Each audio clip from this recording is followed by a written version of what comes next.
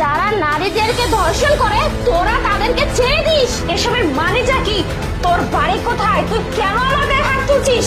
তোদের মতো পুলিশ অফিসারকে তো মেরে ফেলা উচিত, মেরে ফেলা উচিত। মানেটা কি? সব হচ্ছে কি? আরে হাবিলদার এখন গাড়ি ধরে কি করতেছো? যাও মেয়েটাকে ধরো, সবাই এসে আমাকে মেরেছে কেন? তাড়াতাড়ি যাও।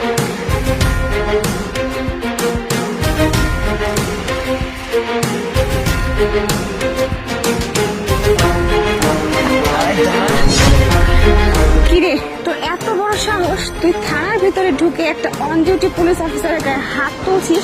তোর এত বড় সাহস কোত্থেকে হয়? শোন, তুই যদি এখন এই মুহূর্তে এখান থেকে পালানোর চেষ্টা করছিস না, দেখতে পাচ্ছিস একদম এখানে অন দ্য স্পট শুট করে তোর মাথার খুলিটা আমি উড়িয়ে দেবো। কনস্টেবল, ওকে ধরে থানায় নিয়ে চলুন।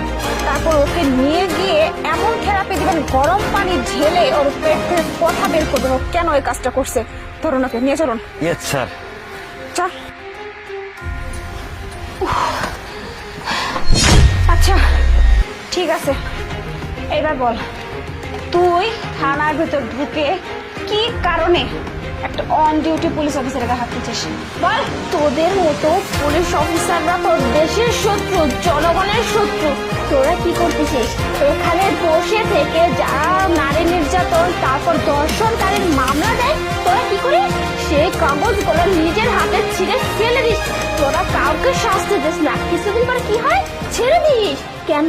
তোরা দেশের কি করতেছিস? ক্ষতি করতেছিস না, জনগণের ক্ষতি করতেছিস। তোরা আসলে মানুষ নামে, জাতি নামে সব জাতি কলঙ্ক।